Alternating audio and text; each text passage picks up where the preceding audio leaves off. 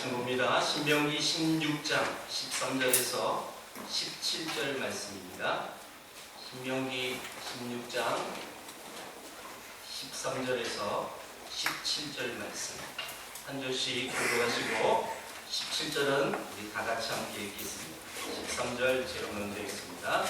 너희 타작마당과 포도주 틀에 소출을 거두어 드린 후에 이래 동안 초막절을 지킬 것이요 절기를 지킬 때 여호와의 자녀와 너희와 내 손중에 거주하는 레위인과 객과 고아와 과부와 함께 즐거워하세. 내 하나님 여호와께서 택하신 곳에서 너는 이래 동안 내 하나님 여호와 앞에서 절기를 지키고 내 하나님 여호와께서 내 모든 소출과 내 손으로 행한 모든 일에 복 주실 것이니 너는 온전히 즐거워할지니라. 너희 가운데 모든 남자는 1년에 세워 구절과 17절과 초막절에 내 하나님 여호와께서 택하신 곳에서 여호와를 배울 때 빈손으로 여호와를 배우지 말고 그렇지요. 각 사람이 내 하나님 여호와께서 주신 복을 따라 그 힘대로 드릴지니라. 네. 오늘 추수감사주일입니다.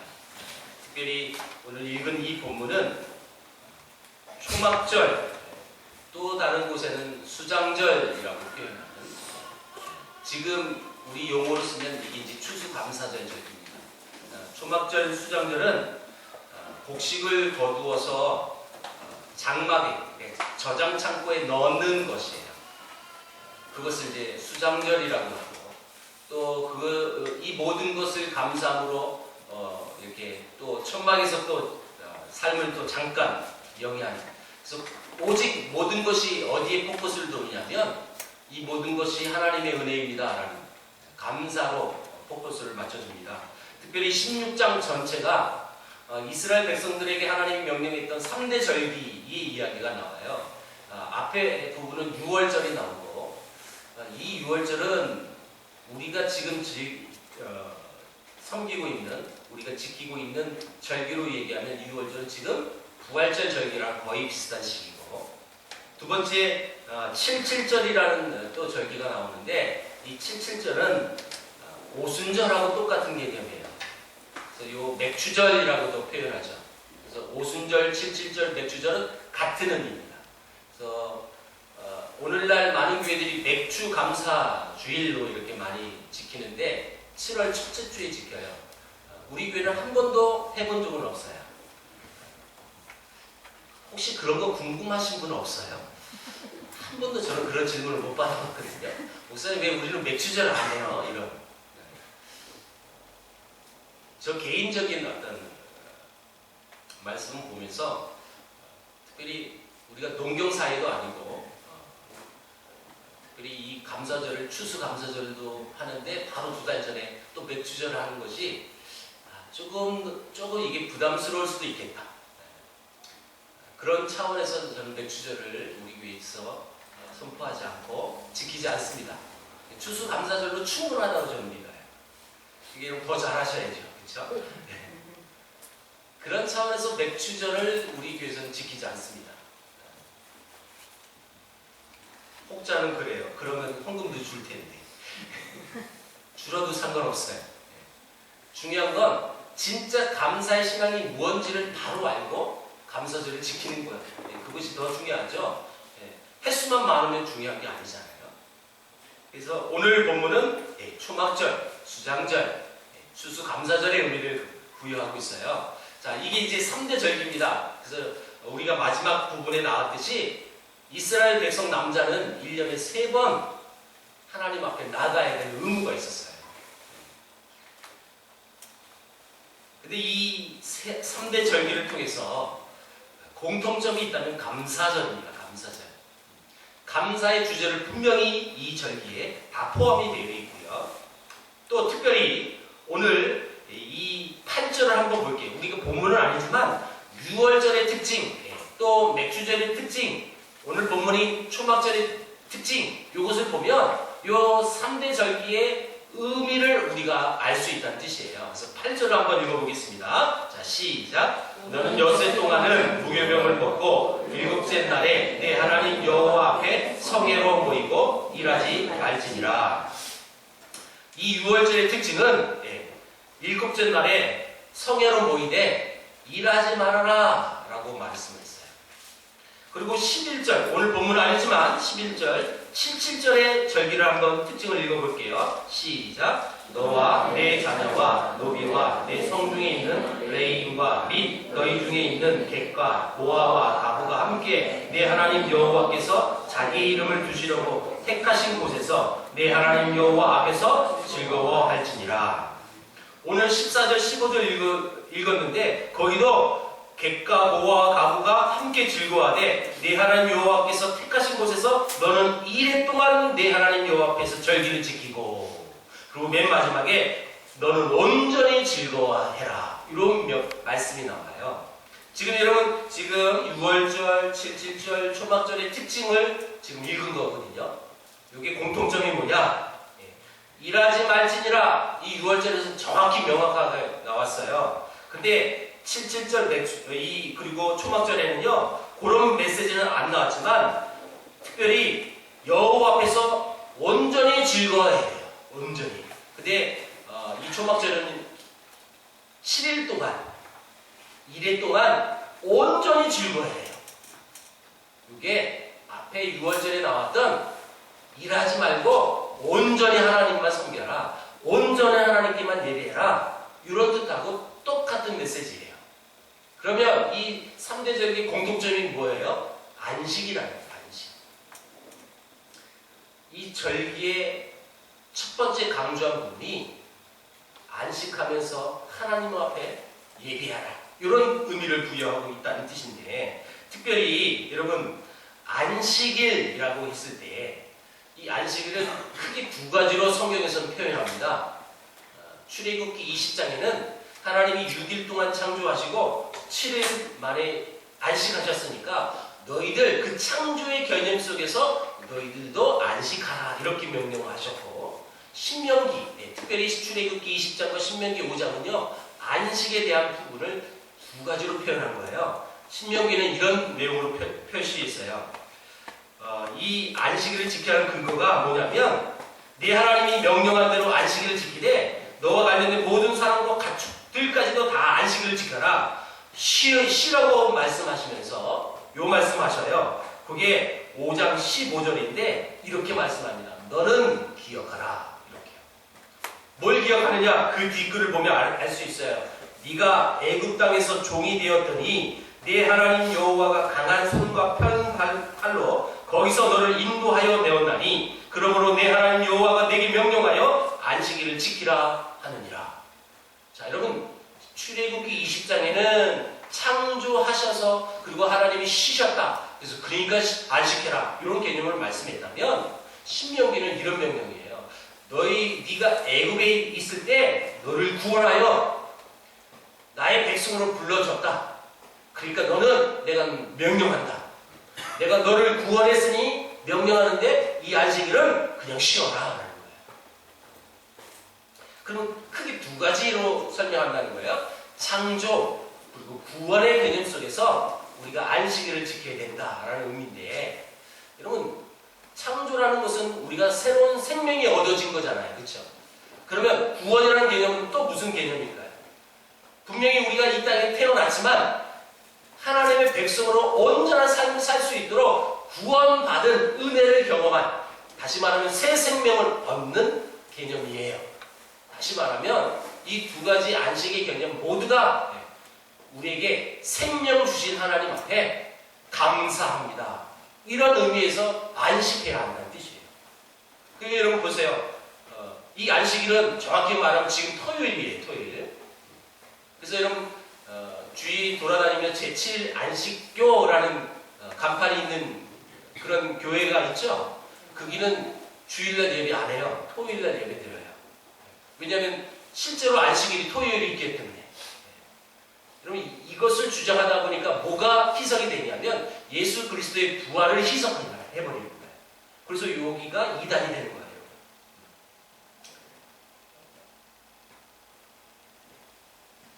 분명히 우리는 하나님의 창조함을 받은 백성이에요. 그래서 그 명령대로 7일 이 주일은 안식일은 안식해야 돼요. 근데 왜 토요일날 안 쉬고 주일을 쉬어요? 예수 그리스도께서 우리를 죽으시고 부활하신 이후로 부활하신 날을 기념해서 이제 신약 시대의 성도들은 그때 예배 드리기 시작했어요. 그리고 교회 회의하면서 그것이 법적으로 공포가 벌어졌고 그래서 주일날 예배하는 거예요. 그리고 그 주일은 성경 구약에서 말했던 토요일의 안식의 개념이 그대로 이어가는 거예요. 그래서 여러분 여기서 안식일을 일하지 말고 쉬라는 의미를 분명히 우리가 알아야 돼요. 그래서 주일은 쉬어야 됩니다. 쉬어서 여기 와 있죠, 여러분. 잘하신 거예요. 그래서 가능하면 그러니까 여러분 어쩔 수 없는 정말 부득불의 관계 속에서 우리가 일해야 될 때는 일해야 되지만 분명히 성경에서 말합니다.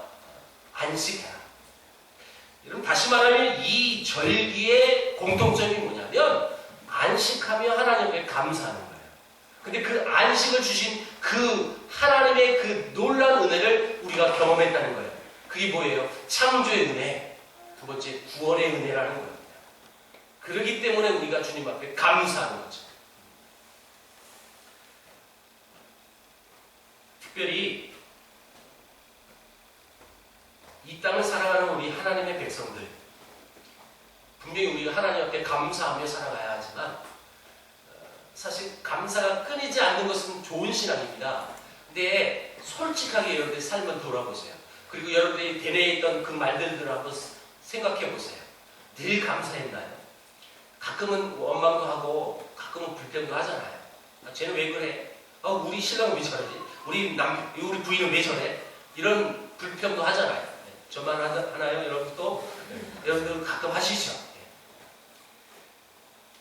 우리가 늘 감사의 이 말이 끊이지 않아야 합니다.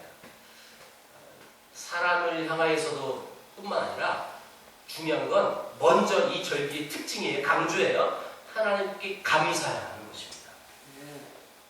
하나님이 우리에게 감사합니다라는 이 말씀을 얼마나 듣기를 원하실까요? 사실 우리 인간도 여러분 고맙다, 감사하다 이런 말 굉장히 좋아하거든요. 그렇죠?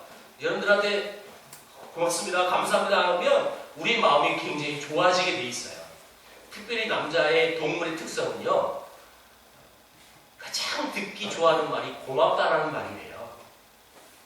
그래서 어떤 TV에서 나온 내용 중에 하나인데 어떤 강사가 남자가 어떤 동물이냐 예를 들어서 못을 하나 박았는데 부인이 어머머머 여보 못을 그렇게 잘 박아. 그러면 그 남편은 하루 종일 망치를 들고 다닌대. 어디 또 박을 데 없어? 그렇게 단순해요, 남자가. 그래서 고마워, 당신밖에 없어 막 이러면 막 자원해서 해주는 거예요. 그런데 왜 그렇게 못해? 이러면 절대 못 안 박아줘요.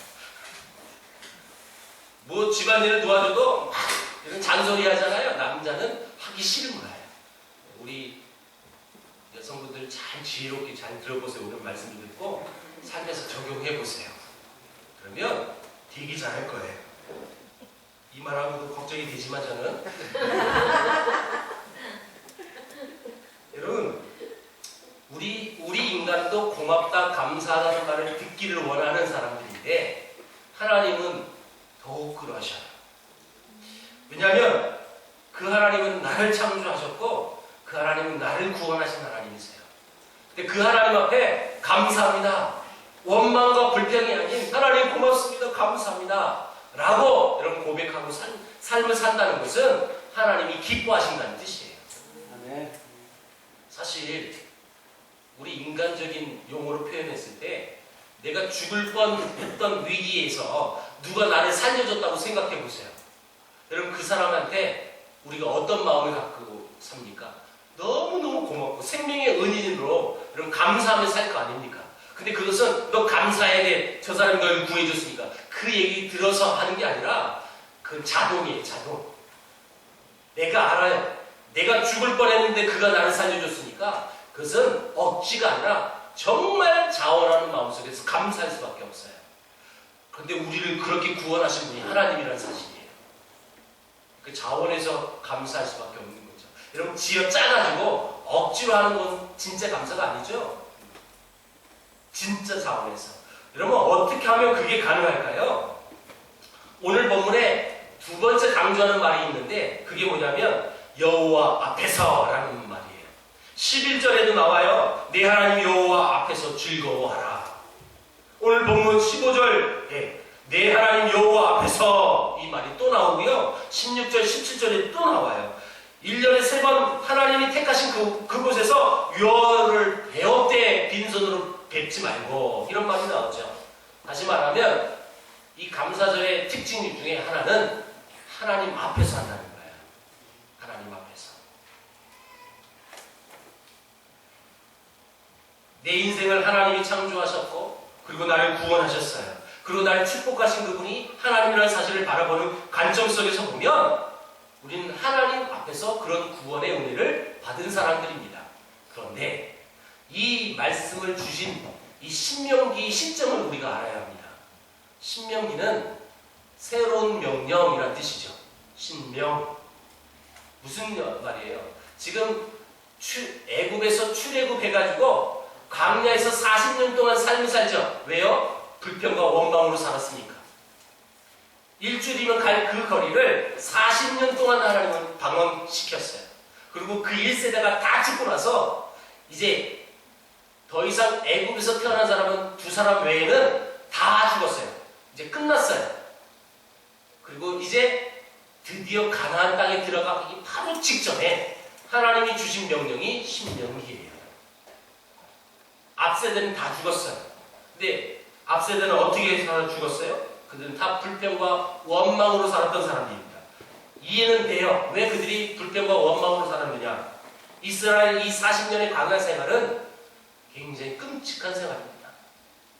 낮에는 엄청나게 더워요. 밤에는요 엄청나게 추워요. 얼마나 힘들었는지. 늘 지금 여러분 외세의 침략의 위험을 갖고 사는 사람들이 이스라엘 백성들이었어요. 환경 모든 것을 조사해 봤을 때 이 사람들이 불평할 만하다 저는 생각해요. 근데 그때마다 하나님은 그들에게 은혜를 주셨어요. 낮에는 구름 기둥을 허락하셨고 추우니까 밤에는 불 기둥을 허락해 주셨어요. 늘 그들은 불평이었어요.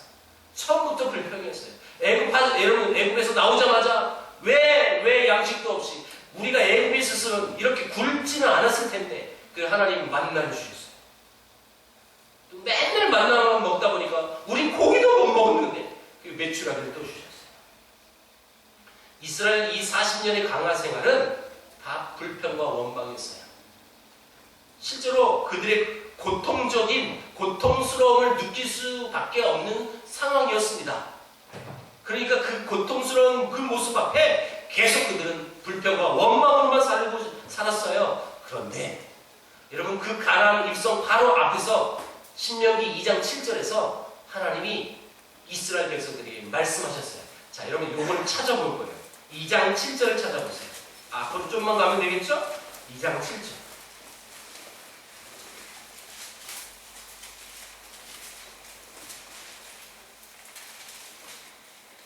다 같이 읽겠습니다. 2장 7절 시작. 내 하나님 여호와께서 내가 하는 모든 일에 내게 복을 주시고 네가 이 큰 강야에 두루 다짐을 갈고 내 하나님 여호와께서 이 40년 동안을 너와 함께 하셨으므로 네게 부족함이 없었느니라 하시기로. 지금 이 40년 광야 생활이 지금 부족함이 없었다라고 하나님 평가하는 거예요. 지금 이거입니다. 그런데 여러분 40년 광야 생활이 부족함 투성이었거든요. 물도 없었죠. 식량도 마음껏 없었어요. 늘 여러분 외세의 침략의 위험에 노출되어 있었어요. 여러분 사실 객관적으로 봐도 광야 생활은 그렇게 풍요로운 삶은 아니었거든요. 근데 하나님은 이 40년 동안을 뭐라고 평가했느냐? 부족함이 없었다. 근데 그게 이유가 있었다는 거예요. 여러분 찾아보세요. 왜 너희들이 이 40년 광야 생활이 부족함이 없었느냐? 하나님 이렇게 말씀하셨어요. 내가 너와 함께 했기 때문에. 그래서 부족함이 없었다라고 말합니다. 다시 말하면 우리가 이 땅을 살아가는 행복의 기준, 만족의 기준이 일반적인 가치관하고 하나님이 생각하신 부분하고 다르다는 거죠. 지금 하나님의 이 행복, 만족의 기준은 하나님이 함께 계시느냐예요. 반대로 하나님이 계시지 않는 그곳은 아무리 풍족한 삶이 있어도 거기서는 부족함 투성이에요. 그러나 여전히 부족하고 여전히 지금 환경적인 요소가 좋지 않은 상황임에도 불구하고 우리 하나님께서 나와 함께 하시면 그것은 부족함이 없는 곳입니다. 지금 그것을 지금 가나안 입성을 앞두고 있는 이스라엘 백성들에게 이렇게 명령하셨다는 거예요. 참 놀라운 말씀 아닙니까? 여러분, 이 추수감사주일날, 초막절이라고 부르는 수장절이라고 부르는 이 절기 앞에 어떤 이는 많은 여러분 수확을 거둘 수 있었을 거예요. 그러니까 우리가 농경사회로 얘기한다면 어떤 사람은 만석의 벼를 추수를 했다면 어떤 사람은 완전히 망해가지고 열석도 못했다고 보세요. 한번 여러분 이런 개념으로 한번 보시라는 거예요. 그러면 열석을 추수한 사람의 입장에서 봤을 때 남들보다 훨씬 부족한 거 아니에요. 지금 1년 이제 앞으로 먹고 살 걱정을 하면서 또 1년을 기다려야 돼요. 그럼에도 불구하고 그와 함께 하신 하나님이 계시다면, 그의 인생 속에 하나님의 인자하심이 계시다면 그 사람은 부족한 사람이 아니라는 뜻이에요. 이게 성경의 비밀입니다. 하나님이 함께 하셨느냐, 하나님이 함께 하시지 않느냐. 하나님이 함께 하시면 아무리 부족한 상황에도 여러분 부족함을 느끼지 못하며 사는 거예요. 그런데 고대 궁궐처럼 엄청난 호화스럽고 화려한 삶을 사는 그런 인생이라고 할지라도, 쉽게 얘기할게요. 만수라 할지라도 하나님이 함께 하시지 않은 만수르는 부족함 투성입니다. 와닿지 않나요? 만수르는? 이건희로 할까요? 이건희 삼성회장이 하나님의 인자함을 모르고 죽는다면 그 사람은 부족함 투성이에요. 근데 우리는 이건희처럼 많은 재산이 없어요. 그렇죠? 우리 교회 성도님 대부분 이사철 하면 또 이사해야 하는데 그 걱정이 많아요. 저도 그렇고. 그럼에도 불구하고 우리는 부족함이 없는 백성인 줄 믿습니다. 왜냐하면 하나님이 우리와 함께 하시기 때문에. 아무리 공부 잘해서, 아무리 좋은 직장 가서, 아무리 출세를 했을지라도, 사회적으로 출세했을지라도 그 인생에 하나님이 없으면 그 사람은 실패한 인생이에요. 부족함이 많은 인생이에요. 우리는 자신 있어요. 우리가 추수할 것이 많이 없고 또 1년을 마무리하는 이 시점에서 감사의 조건이 많이 없을지라도 우리는 부족함이 없는 인생입니다. 오늘 이 본문에서 말하는 비밀이 바로 이거예요. 하나님이 함께 하시는 것. 먹을 음식이 많고 잠자리가 풍요로운 잠자리가 할지라도 하나님만 없다면 너무너무 부족한 인생을 살아갈 수밖에 없다는 것입니다. 다시 말하면 중요한 것은 어디 있느냐, 또 얼만큼 가졌느냐가 아니라 누구와 함께 하고 있느냐예요. 하나님과 함께 하고 있느냐, 그것이 중요하다는 것입니다. 제가 전에도 이 예를 드린 적이 있어요. 1974년 스위스 로잔에서 전 세계 4,000여 명의 기독교 대표자들이 모여서 복음대회를 한 적이 있습니다. 두 번째 날 특별 저녁 집회 때 특별 찬양으로 한 사람이 무대에 올랐어요. 근데 이 사람은 혼자 오를 수 없어서 누가 안내를 해줘야 무대에 올랐습니다. 왜냐하면 시각장애인이었거든요.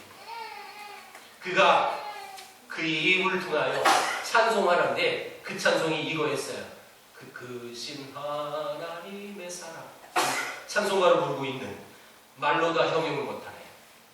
제가 전에 약속했는데 가급적이면 설교 중에 노래를 하지 않겠더라고요.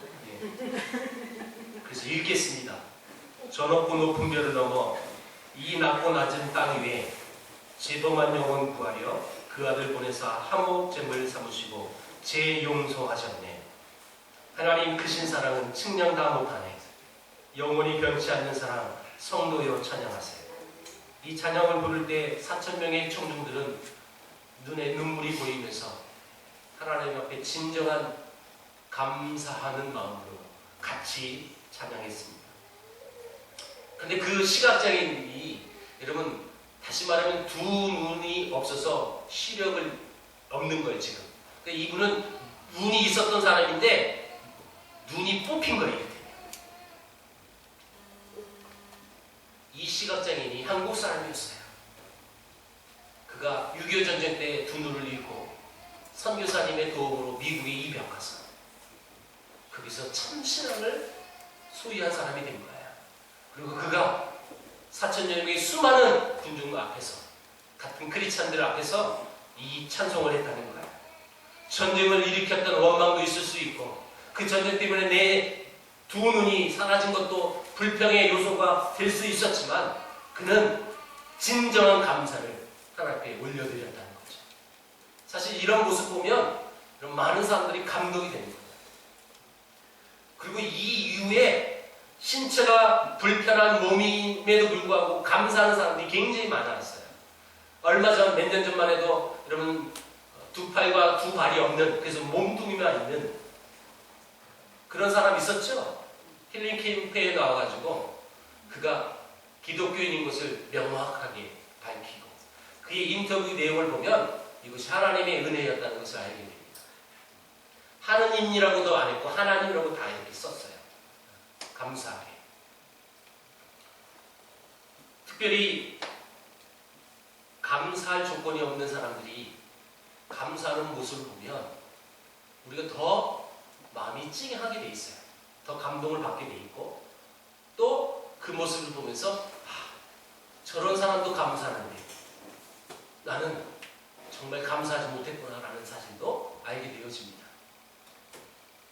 여러분, 이 시각장애인이 그 크신 하나님의 사랑을 찬양하며 감사했던 그 신앙이 우리 안에도 있기를 축복합니다. 아멘.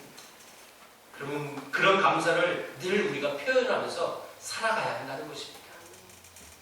그리고 이 감사는 나에게서 끝나서는 안 됩니다. 이 감사는 나를 통해서 더 확장되어야 하는 의미가 이 감사절에 또 세 번째로 강조하고 있는 메시지예요. 그게 뭐냐면 6월절, 77절, 초막절 이거 다 얘기하면서 요 동일하게 본문 속에 나오는 내용이 함께라는 단어가 있어요. 함께. 그게 뭐냐? 너와 네 자녀와 노비와 객과 고아와 가부가 함께 네 하나님 여호와 앞에서 즐거워할지니라. 14절, 15절에도 너와 네 자녀와 노비와 네 성중에 거주하는 레위인과 객과 고아와 가부가 함께 즐거워할지니라. 공통점이에요. 하나님 앞에 나를 창조하시고 나를 구원하신 그 구원의 은혜 앞에 감사하는데 당연히 감사하는 건데 근데 그 감사가 나만 하는 게 아니라는 거예요. 쉽게 얘기하면요, 내 주위에 힘들어하고 어려워하는 사람들 그들과 함께 이 축제를 즐겨라 라고 하나님이 말씀하셨다는 뜻입니다. 안식일에 대한 이 이야기는 여러분 안식년, 희년 요 개념하고 또 동일하게 진행되어지는 겁니다. 무슨 얘기냐? 여러분 7년째 땅을 놀린다는 것. 그러니까 6년 기경하고 1년은 또 쉬는 거예요. 하나님 그렇게 명령하셨어요. 근데 왜 이스라엘 백성들 그걸 순종합니까? 여러분 1년 농사 안 지면 어떻게 먹고 살라고 1년 동안. 그런데 굶지 않더라는 거예요. 그게 안식년의 개념이고 희년은 뭐예요? 77에 49, 50년 때 50년째 여러분 자기의 노예들을 풀어주는 거예요. 방면하는 거예요. 여러분 그러면 나는 어떻게 살라고? 그런데 살더라는 거예요. 여러분 이 모든 절기, 안식년 또 희년의 모든 개념이 있었어요. 그게 뭐냐면 너 혼자 먹고 살아라 그런 뜻이 아니라는 뜻입니다. 분명히 그렇게 되어지면 내 재정이 더 나갈 것이고 힘들어질 겁니다. 분명한 것은 이게 세상의 계산기 방법 아닙니까? 여러분 나 혼자 지금 이 하나님 앞에 즐거워할 수도 있는데 여러분 주위에 있는 객과 가부와 고아들을 데려와서 함께 즐거워하라는 거예요. 분명히 내 재정은 마이너스가 될 수도 있겠지만 하나님 그렇게 명령하셨어요. 이 말은 그 하나님 앞에 감사하는 그 축제가 너 혼자로서 끝내서는 안 된다라는 거죠. 여기서 여러분 또 비밀이 있어. 너와 내 자녀와 여러분 이 감사의 신앙이 여러분의 자녀에게 여러분들 후손에게 계속 흘러가길 축복합니다. 뿐만 아니라 주의 힘들어하고 어려워하는 그 모든 이들과 함께 이 일들을 하나님 앞에서 진행해야 한다는 것입니다. 감사해서 나에게 베푸신 그 하나님의 은혜의 감사가 나도 남들에게 베풀어 줄 수 있는 은혜의 통로가 되어야 한다는 뜻입니다. 그래서 이 구원의 새 생명을 얻은 나로부터 해방과 자유와 탕감이 나를 통해서 또 다른 곳에서 일어나야 한다는 뜻이에요. 여러분 이 생각을 한번 한다면 얼마나 우리가 멋있는 축복의 통로인지 몰라요.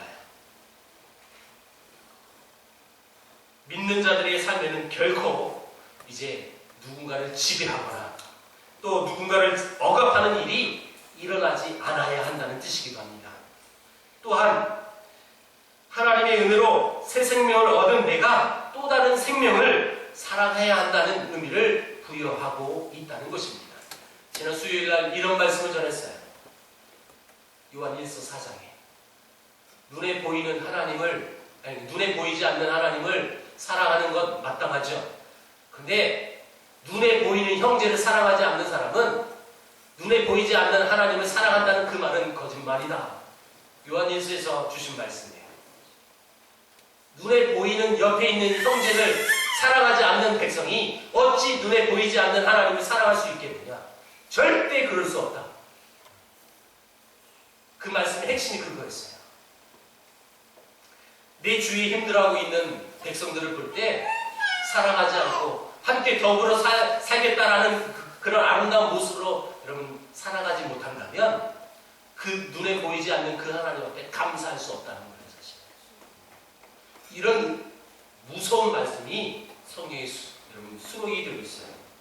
다시 말하면 성경은 결론적으로 얘기합니다. 너 혼자 잘 먹고 잘 살고 너 혼자 구원받고 잘 살라 그런 뜻으로 성경이 기록하지 않았어요. 하나님을 믿는 하나님의 백성들은 주위를 돌볼 수 있는 사랑이 필요하다는 거예요. 그것이 하나님을 사랑하는 그 사랑의 표현이 형제 사랑을 통해서 증명되어진다는 뜻입니다. 그러니까 이 감사는 내 삶에서 멈춰서는 안 되는 거예요.